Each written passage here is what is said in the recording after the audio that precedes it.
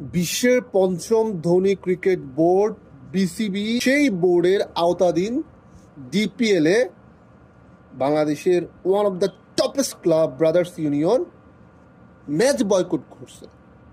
Can you believe this? Just for their remuneration, তাদের পারিশ্রমিকের জন্য।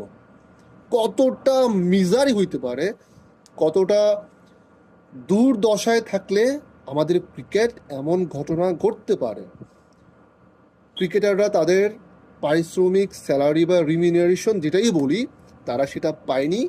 তারা ম্যাচ বয়কট করেছে এবং সেই বয়কট করবে সেটা অ্যান্টিসিপেশন ছিল। আগের দিন রাতে সেটা ক্রিকেট ম্যানেজমেন্টকে জানানো হয়েছে, কেননা ব্রাদার্স ইউনিয়নের ক্রিকেটাররা তারা তাদের পারিশ্রমিকের মাত্র 20% ইতিমধ্যে তারা পেয়েছেন। বাকি যে 80% বা সব মিলিয়ে ম্যাচ চলাকালীন সময়ে 80% রিমিউনারেশন বা পারিশ্রমিক দেওয়ার কথা ছিল, সেটা ব্রাদার্স ইউনিয়ন কর্তৃপক্ষ পরিশোধ করেনি।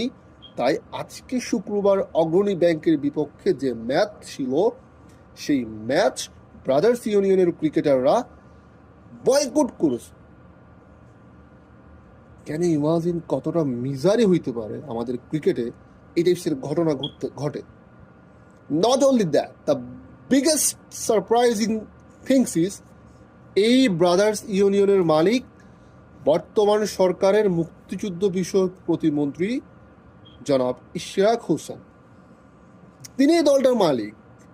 তার মালিকানায় থাকা ব্রাদার্স ইউনিয়নের ক্রিকেটাররা ম্যাচ বয়কট করছে দেশের one of the toppest tournament ডিপিএলে। আমরা যদি দেশের প্রত্যেকটা জেলার প্রিমিয়ার লিগগুলোকে হিসেব করি, তাহলে সবগুলো প্রিমিয়ার লিগের যদি একটা ইন্টিগ্রেটেড থিংস বলি ক্রিকেটের জন্য, সেটা হচ্ছে Dhaka premier league or DPL. সেই মেগা টুর্নামেন্টে ব্রাদার্স ইউনিয়নের ক্রিকেটাররা তারা মাঠে নামেনি জাস্ট ফর দেয়ার রিমিউনেশন, তাদের পারিশ্রমিকের জন্য, তাদের স্যালারির জন্য, তাদের পেমেন্টের জন্য।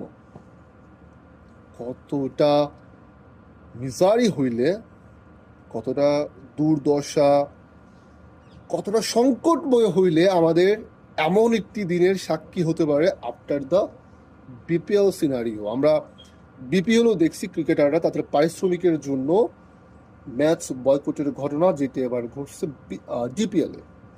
তাও যে দলের মালিক বর্তমান সরকারের ক্যাবিনেটে থাকা একজন প্রতিমন্ত্রী।